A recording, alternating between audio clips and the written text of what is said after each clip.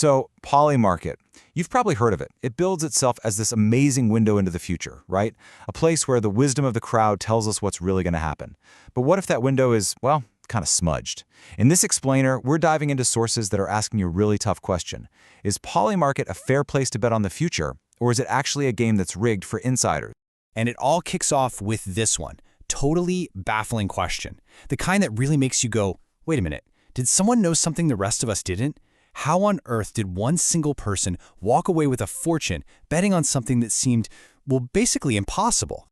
So the bet was pretty straightforward. Who was going to be at the top of Google's official year-end search list for 2025?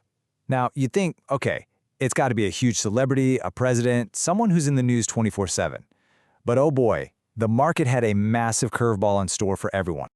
All right, so how did one crazy, unlikely bet end up raising all these questions about the entire platform? Let's break down the million-dollar win that got this whole firestorm started. All year long, the money was pouring in on the obvious choices, big names like Donald Trump.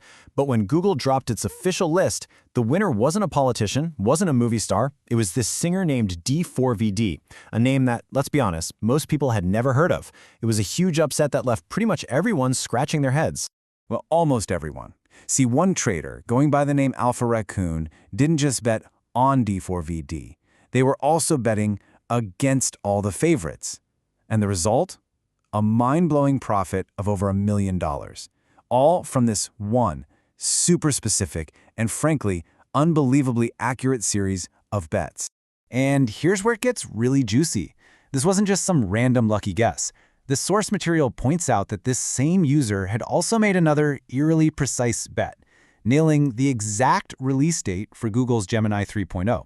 You put those two things together, and it starts to lead to one explosive conclusion. Someone at Google was leaking information. This whole situation just forces you to ask a really fundamental question about the platform. Is insider trading some kind of bug, an unfortunate loophole, or is it actually a feature? The official answer is surprisingly direct. You'd assume a prediction platform would be totally against insider trading, right? It seems like cheating. But when Polymarket's CEO was asked about it, his answer became a central piece of the whole case against the platform. And there you have it. The official line, according to the source, is that insider trading is not only okay, it's considered a good thing. The logic is that, hey, if an insider bets, they're putting better, more truthful information into the market, which makes the final odds more accurate. So this brings us to the core critique, the main allegation, that Polymarket isn't just a place where insider trading happens by accident. The sources are basically claiming the whole system is designed to reward it, that it's a setup where people with secret info can just systematically make money off of the general public. And according to this analysis, that whole D4VD thing, it isn't just a weird one-off.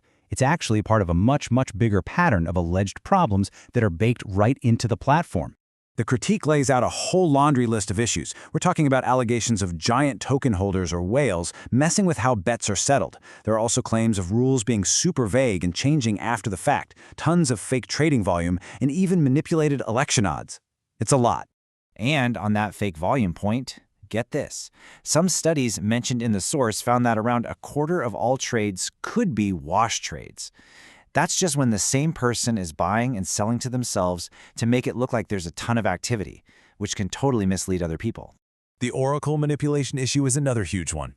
For instance, there was a bet on some kind of mineral deal, and apparently the platform's decision-makers just decided to settle it as yes. This cost some users millions, even though there was never any official public proof the deal actually happened.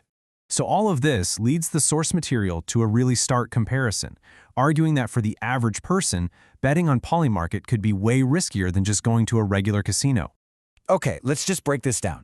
At a casino, you know the deal. There's a house edge. The rules are set in stone, and you know the odds are tilted against you. It's transparent. But the critique here is that on Polymarket, the edge is hidden. It's not the house. It's an insider with secret info or a whale who might bend the rules. It's a totally different kind of risk, one that's way less predictable and kind of undermines the whole idea of a fair game. And this isn't just some theory. You can see this feeling reflected in what real users think. The platform's score over on Trustpilot is really, really low. It suggests a lot of people are pretty unhappy with their experience. This quote from user reports just perfectly nails the core complaint. The feeling from critics is that Polymarket has basically become a machine for moving money from regular folks to a small, privileged group of people in the know. So, where does all this leave us? The sources we've been looking at really present this fundamental clash at the very heart of what Polymarket is trying to do. Look, maybe letting insiders bet does make the final odds more accurate. Maybe it gets closer to the truth in the end. But the whole argument against Polymarket is that this obsession with accuracy comes at a really steep price: fairness. It risks turning the wisdom of the crowd into a playground for a select few. At the end of the day, the appeal of Polymarket is powerful. Of course it is. It promises to use all this information, even from insiders, to give us a little peek at what's coming next. But the final question that these critiques leave us with is a big one. If the platform really is showing us the future with more accuracy, we have to stop and ask, who is ultimately footing the bill for that clarity?